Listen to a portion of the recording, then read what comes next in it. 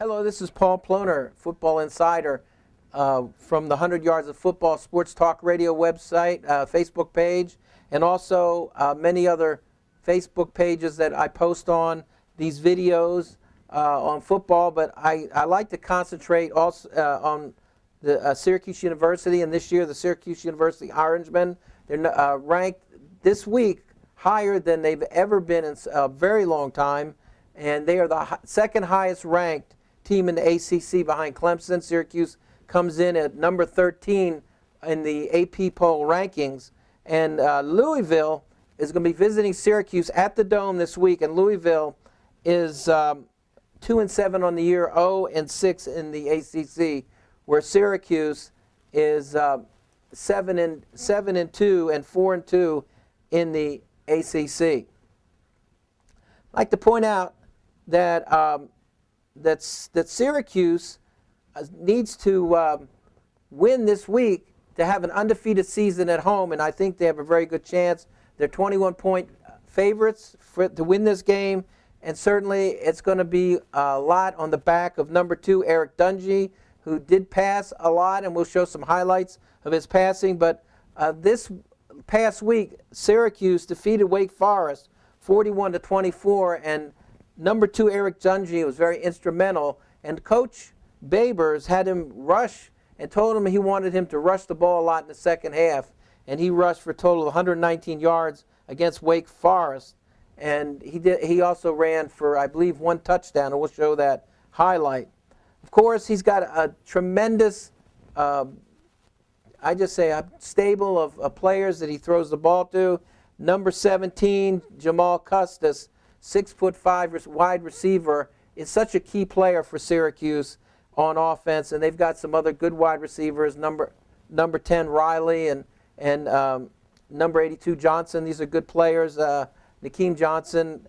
But last week against Louisville, I think the rushing attack was prominent, and they rushed.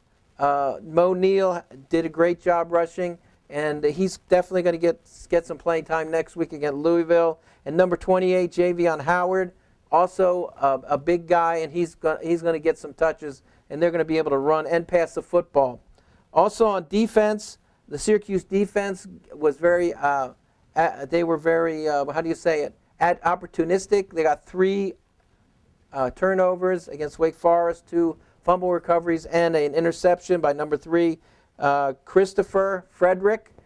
He got an interception, and Syracuse capitalized on those turnovers. Certainly one early in the game, a fumble recovery for a touchdown, and that last interception basically in the end zone clinched the game.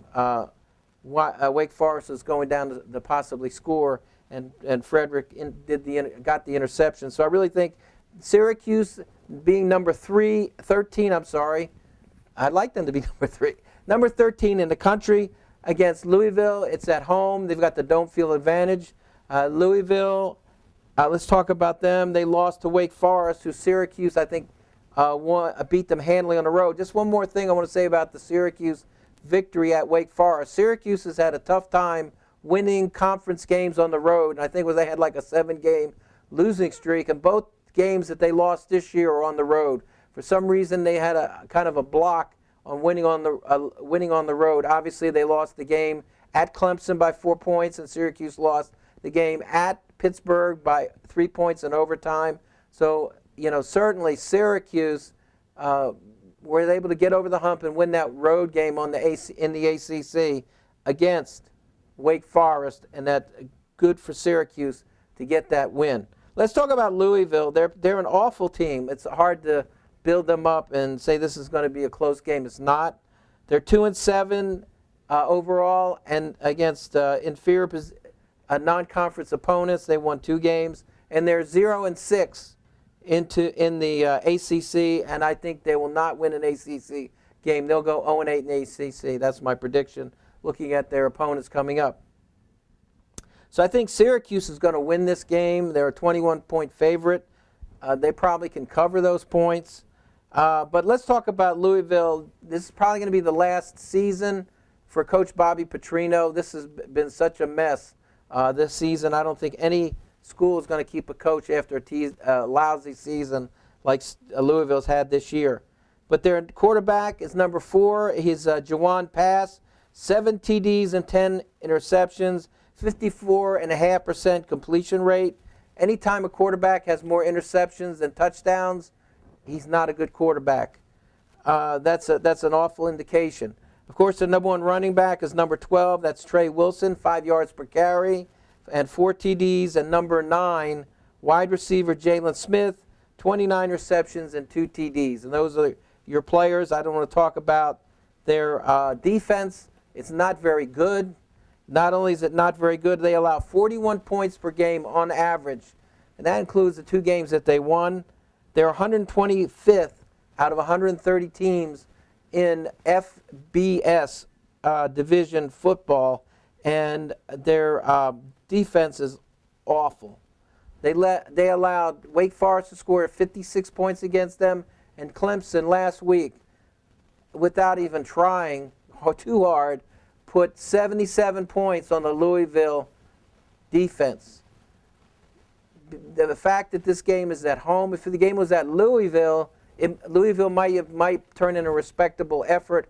Being in the Dome, they're going to be totally overwhelmed by the Dome field advantage. Syracuse is going to just have, it's going to look like a basketball score, at least on one side of the ledger. Syracuse is going to score at least 52 points, and Louisville be lucky to score 20. 52-20 is my prediction. Syracuse will get their 8th win of the season, which you're going to have to go a long way back to find a season when Syracuse has won 8 wins. And they've got 2 big games coming up in 2 weeks, Notre Dame, and they're going to finish on the 24th with Boston College, and that should be at Boston College. The Notre Dame game, the 17th of November, will be at Yankee Stadium at a neutral site. And we'll talk about both those games coming up in our next 2 videos on Syracuse. But this week, Syracuse will win. They will blow out Louisville. It won't even be close. It will never be close. This game will be a big game for Syracuse, and I look for them to walk away with their 8th win of the year. So please comment and share this video if you like the video, and get the word out about our videos and about our analysis on the football games that we talk about. And we thank you for watching this week. And my one thing to say is, let's go Orange!